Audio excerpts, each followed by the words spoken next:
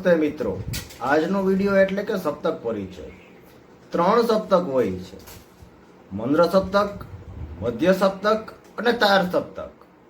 અલગ અલગ સપ્તકમાં સ્વર વાદન માટે ફૂંકના દબાણ પર ધ્યાન રાખવું ખૂબ જરૂરી છે. જો આપણે મંદ્ર સપ્તકમાં વાદન કરતા હોય તો ફૂંકના દબાણને ધીમું રાખવું, ઓછું રાખવું. જો આપણે મધ્ય સપ્તકમાં વાદન કરતા હોય તો મધ્યમ રાખવું, અને જો આપણે તાર સપ્તકમાં વાદન કરવું હોય તો ફૂંકના દબાણને ખૂબ વધારે રાખવું, તીવ્ર રાખવું. લાસ્ટ વિડીયોમાં જે મુજબ આપણે સરગમ વિશે વાત કરેલી હતી એ મધ્યમ સપ્તકમાં કઈ રીતે વાદન કરવું તેના વિશે આપણે વાત કરેલી હતી. જો આપે વિડીયો ન જોયો હોય તો ડિસ્ક્રિપ્શનમાં મેં તેની લિંક આપેલી છે, આપ જોઈ શકશો. અત્યારે આપણે ફરી એક વખત મધ્યમ સપ્તકમાં કેવી રીતે સરગમ વગાડવી તે એક વખત જોઈ લઈએ.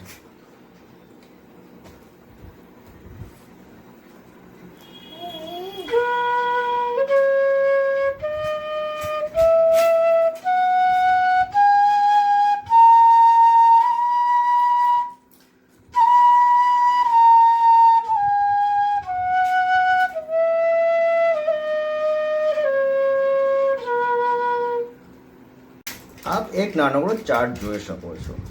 સમજવા માટે આપણે એક ચાર્ટને જોઈએ છીએ. સપ્તક પરિચય. મધ્ય સપ્તક સા રે ગ મ પ ધ ની. ત્યારબાદ આપણે જોઈએ છીએ મંદ્ર સપ્તક ની ધ પ. નીચે બિંદી છે એની ડેફિનેશન છે મંદ્ર સપ્તકમાં છે. અને હવે જોઈએ છીએ તાર સપ્તક સા રે ગ મ પ. આની ઉપર બિંદી છે તેની ડેફિનેશન છે તે તાર સપ્તક દર્શાવે છે. હવે આપણે તેનું વાદન કરીને પણ આપણે જોઈએ. મધ્ય સપ્તકનું આપણે વાદન કર્યું. હવે આપણે વાદન કરીએ છીએ મંદ્ર સપ્તકનું.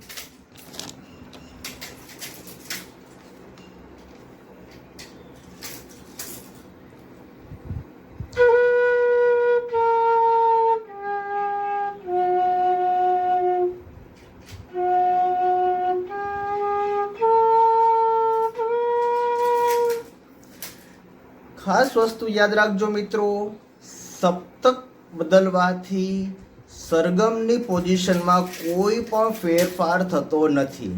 ફરીથી કહું છું મિત્રો, ખાસ યાદ રાખજો, સપ્તક બદલવાથી ફક્ત ફૂંકના દબાણમાં જ ફેરફાર કરવાનો છે, સરગમની પોઝિશનમાં કોઈ ફેરફાર કરવાનો નથી. હવે મધ્ય સપ્તક હું વગાડું છું.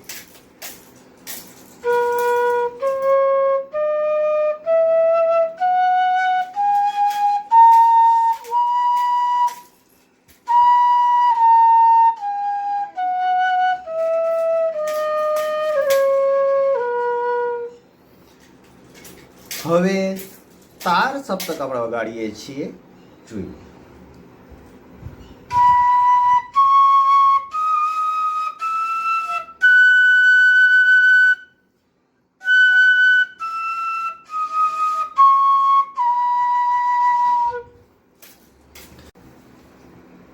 ફરીથી મિત્રો એકવાર ફરી રિમાઇન્ડ આપને કરાવી દઉં કે સપ્તક બદલવાથી સરગમની પોઝિશનમાં કોઈ પણ ફેરફાર કરવાનો નથી. ફરીથી આપ જોઈ શકશો, પ મંદ્ર સપ્તકમાં પણ એ જ પોઝિશનમાં પ વાગશે, મધ્ય સપ્તકમાં પણ એ જ પોઝિશનમાં પ વાગશે, અને તાર સપ્તકમાં પણ એ જ પોઝિશનમાં પનું વાદન થશે. જોઈએ.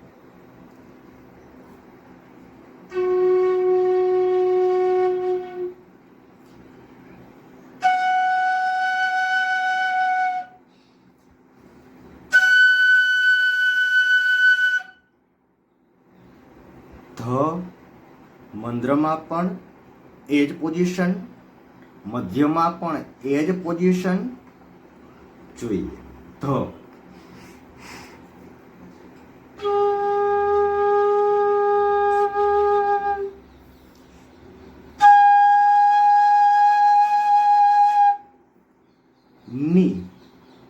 મંદ્ર સપ્તક અને મધ્ય સપ્તક.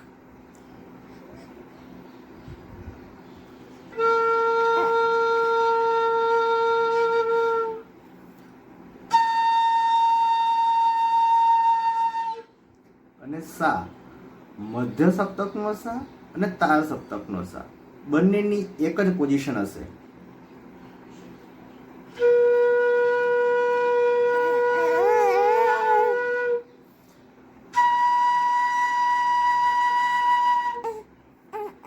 રે મધ્ય સપ્તક અને તાર સપ્તક.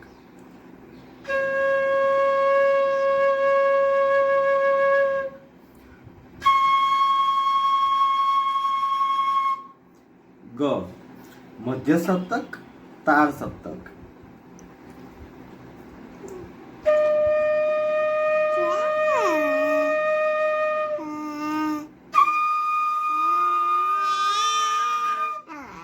મ મધ્ય સપ્તક અને તાર સપ્તક.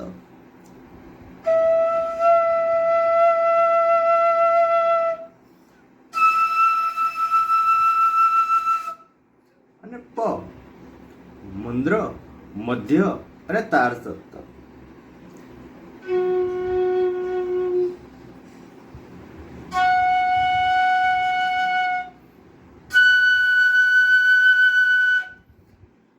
આ હતી આપણી સપ્તક પરિચય.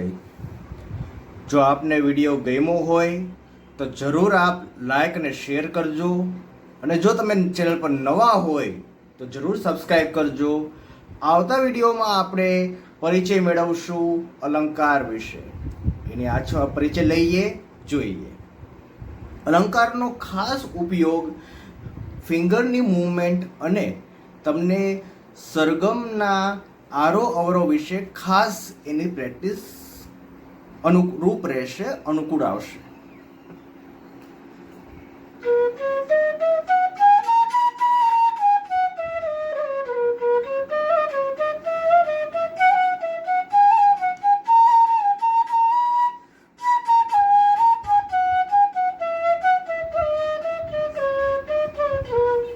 આવા જ વિડીયો માટે ચેનલને સબસ્ક્રાઈબ કરજો. નેક્સ્ટ વિડીયોમાં જરૂર મળીએ. ત્યાં સુધી આવજો. Bye bye. Thank you.